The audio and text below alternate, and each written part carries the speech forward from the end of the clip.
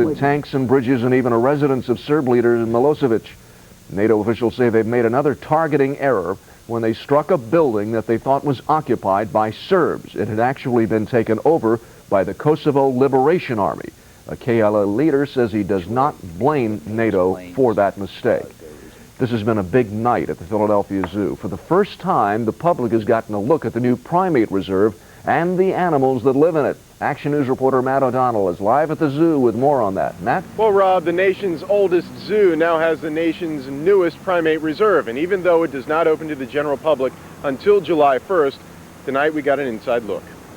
It's something that zoo officials here admit is the biggest draw to any zoo. Primates, animals that most resemble humans. For almost 4 years, they have been absent from the Philadelphia Zoo. Today is the beginning of their comeback. Everything is beautiful. I mean, the animals, I'm used to seeing them in the tiny cages, and this is just wonderful to see them in this natural habitat. Oh, nice setup. I mean, you have access of them going out, and like it's safe. On Christmas Eve, 1995, an electrical fire led to the worst accident in the history of the Philadelphia Zoo. 23 primates were killed, a primate house was ruined, and year after year, the zoo was seeing fewer visitors. Now, there's something to bring them back. And the other place was kind of set off, and this you could come up right up to the glass and be right there. Tonight, a select crowd got to see the zoo's brand new $26.5 million primate reserve. They were introduced to a pair of orangutans named Tua and Mango. They peered at the new gorillas. There were the white-handed gibbons and little languars. Sounds intriguing? Zoo Chief Pete Hoskins can't wait to show it to the general public beginning July 1st. There's something about the heart of this exhibit that really touches people. Still being kept away from strange visitors are these cute but very mischievous squirrel monkeys, sure to become a zoo-goer favorite. Mayor Rendell sees all of this as the rebirth of a popular Philadelphia tourist attraction. This zoo in San Diego, what do people think of when families go to visit San Diego? The zoo. Well, San Diego Zoo doesn't have anything like this. The primate reserve was built to resemble an abandoned logging operation converted into a conservation center for scientists. So the primate reserve even has a little storyline to go along with it. Again, grand opening July 1st, a little more than a month away. Live at the zoo, Matt O'Donnell, Channel 6 Action News. Rob. Thanks, Matt. Now, whether you were at the zoo or anyplace else outdoors, this was certainly a gorgeous day across the Delaware Valley. The warm weather brought out a lot of people here at Penn's Landing. The high today hit 84 degrees, making it the warmest day so far this year. In Westmont, New Jersey, one popular way of beating the heat was a trip to Primo's Water Ice. In Center City, that fountain at Logan Circle was a great place to lie down and cool off. Of course, Sally Ann Mosey will be along a little later with the words from AccuWeather on what we can expect for tomorrow. Fire crews are still trying to find the source of gasoline odors in Delaware County tonight. Hazmat crews were also on the scene in the 100 block of Beach Street in Upper Chichester. Residents complained of a strong gasoline odor. It was coming from the southern Delaware County sewage plant. Residents were evacuated as a precaution, but they were allowed back in their homes a little later. Officials are still trying to find out where the gasoline came from. Fire officials are investigating a house fire in southwest Philadelphia. The brief blaze broke out just after 6 tonight here in the 6100 block of Webster Street. Firefighters made quick work of the blaze on the second floor. No injuries to them or to the residents. Pennsylvania state and federal investigators hope someone watching tonight will help solve a vicious attack on a house of worship. A $10,000 reward is offered in tonight's Action News Crime Fighters case. It was May 10th of last year, Solebury Township, a quiet, peaceful community. And then someone set this church on fire. The worship space was damaged. It was not completely destroyed, but all of our supporting structures were gone. It was just after 11 p.m. on Mother's Day when flames consumed the Trinity Episcopal Church on Upper York Road. Damage was more than $1 million. The congregation still has to worship in a nearby school. Investigators say the fire was deliberately set. Arson fires at houses of worship are federal crimes. ATF is offering a big reward for your information if you know who set the fire. The Bureau of Alcohol, Tobacco, and Firearms is offering a $10,000 reward for the arrest and/or conviction of the person or persons responsible for this fire. Today, the scarred walls that remain have been painted over by the children of the church. This phoenix is a reminder that a new structure will rise from the ashes of the arson, and law enforcers believe there is someone who can help them find the arsonist. We feel someone out there knows who this person is that set this fire, and we would like that information. Whoever did it needs prayers and forgiveness and help, and make sure that that they aren't going to do it to somebody else another place, another time. If you have information that can help solve this crime, call the Citizens Crime Commission at 215-546-TIPS. The operator will give you a secret code number to claim the reward if your call leads to the conviction of the arsonist. Coming up next on Action News tonight, in our Good Housekeeping report, how to buy athletic shoes that will give you the perfect fit. Later, a frightening discovery in the front yard for a Massachusetts family. Sally Ann? Well, it looks like some rain is on the way and maybe even a thunderstorm or two. The details coming up in the AccuWeather 5-day forecast. And making history is now the goal of the 76ers. Phil Andrews has all the sports and more as Action News continues. 5 of them all in the Griffin family of Harleysville. Quintuplets Austin, Dylan, Evan, Miranda, and Lindsay are all healthy as they celebrate their first birthday this week. A lot of volunteers who helped the Griffins joined in today's party, and the Quints had special birthday guests. Pennsylvania's 2 other sets of quintuplets. If you have been in a sneaker store lately, you know the choices can be quite overwhelming. Sally Ann Mosey's here with a Good Housekeeping report that offers a peek into the smart way that women should buy sneakers. And it is kind of a soul-searching experience. Couldn't resist. When you want to get in shape, those wimpy canvas tennis sneakers won't cut it. It's time to put your pets to the pavement and hit the athletic shoe stores.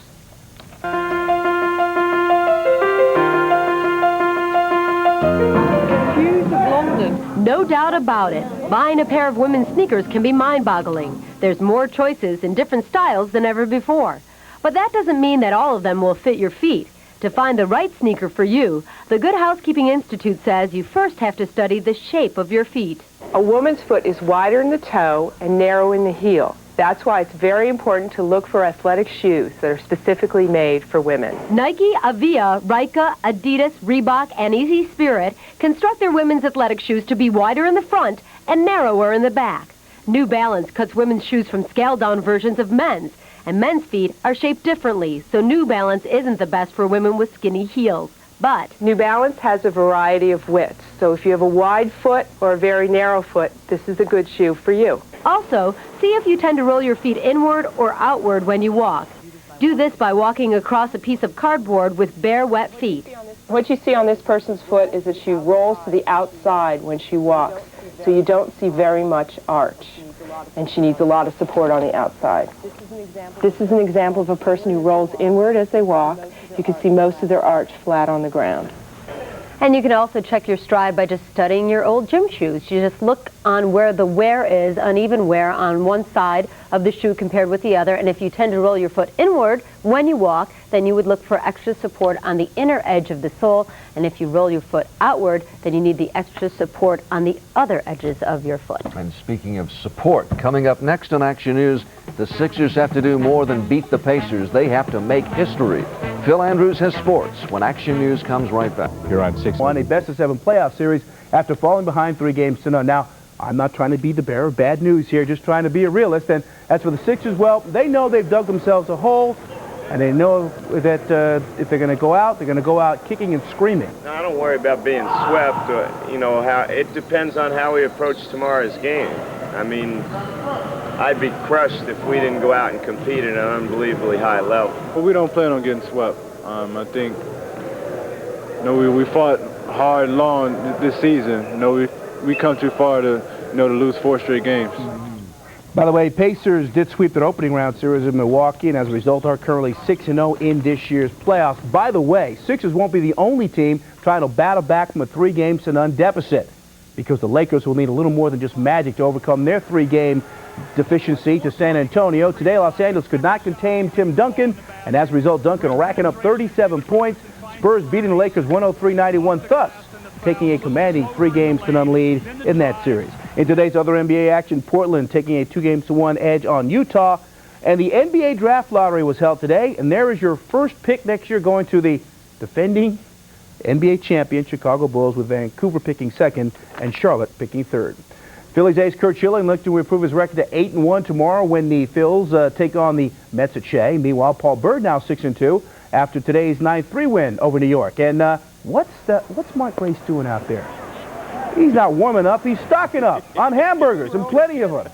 Actually, a lot of meat in the lineup today, too, for the Phils, as they jumped out to a 6-zip lead. Marlon Anderson delivering the 2-run double in the top of the second. Phils also did it with defense. Scott Rowland, he is into leather at the hot corner. Stealing one from Ray Ordonez right there. Gets the runner at first. Not bad. Mike Lieberthal, pretty good day today, as he'll crank out the 3-run homer to close out the scoring for the Phils. They win it 9-3. Checking tonight's other NBA action and Major League action. Arizona over Colorado, San Francisco a winner, Montreal 12, Milwaukee 4, Pittsburgh no problem with Florida, Atlanta 2 runs better than Chicago. And things got a little ugly today at the Jake after Detroit rookie Jeff Weaver plunked Cleveland's Manny Ramirez in the head. Now Ramirez, I'm surprised he even got up after that hit. He tries to go to the mound, the ump tries to stop him, and forget about it. Bench is clear, it's a free-for-all. Detroit, though, gets the last laugh. They win it 6-2. Elsewhere in the American League, Yankees split a doubleheader with Chicago, Texas over Baltimore, Boston over Toronto, Anaheim 2 runs better than Tampa Bay, Oakland right now leading Minnesota. Actually, they've tied it up. Minnesota's come back to tie it in the ninth, while Seattle leads Kansas City 7-4 also in the ninth. Philadelphia Phantoms now halfway back to the Calder Cup championship game after today's 5-2 win over Rochester. With that said, Game 2 of the Western Conference Finals was at the Spectrum today, and the Phantoms all over the Rochester Americans, jumping out to a 3-0 lead. Michael Churoff there with the goal from the red line. End result, Phantoms win it 5-2 and lead the best of 7 series 2-0. But, of course, the next 3 games are in Rochester. Meanwhile, Game 1 of the Stanley Cup's Western Conference Finals, Dallas hosting Colorado. Game tied at 1. Not for long. Valeri Kaminsky gets the game winner. Colorado jumps out to a 2-0 advantage in that series. A quick congrats to the men and women's track team at Lincoln University in Chester County. Lincoln today winning the Division III national track title. Speaking of Chester County, second round action, Bell Atlantic Classic at Hartfeld National. Jack Nicklaus finally breaking par after 20 straight rounds.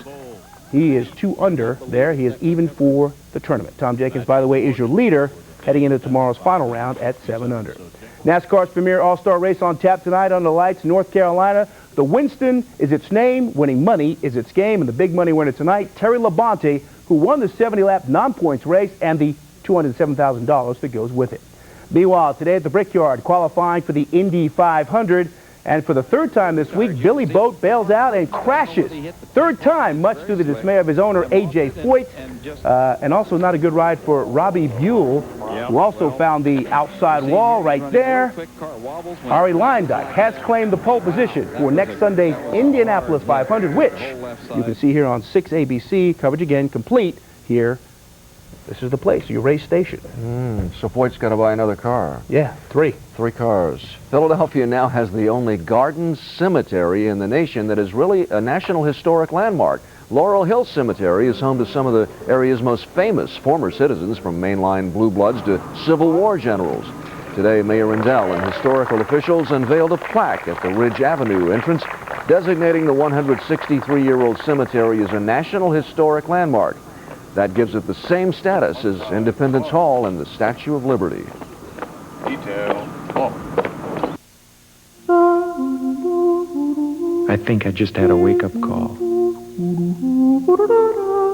And it was disguised as a car. Tonight, after being shot in Philadelphia's Mayfair section, it happened an hour ago in the 3400 block of Aldine Street.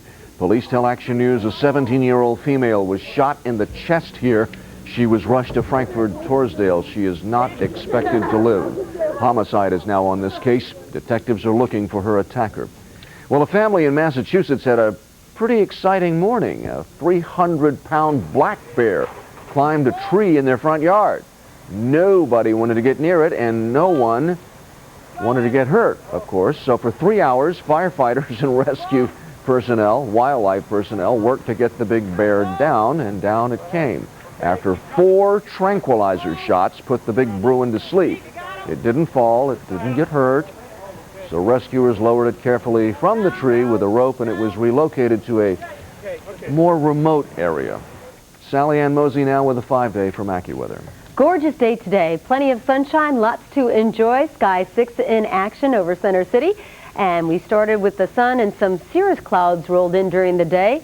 And then look at that, the last hurrah of the sun just before it set at 8:15. Well, warmest day of the year so far, up to 84 degrees at 3:37 this afternoon. Normal high temperature 75. Far from the record, though, of 96 back in 1941.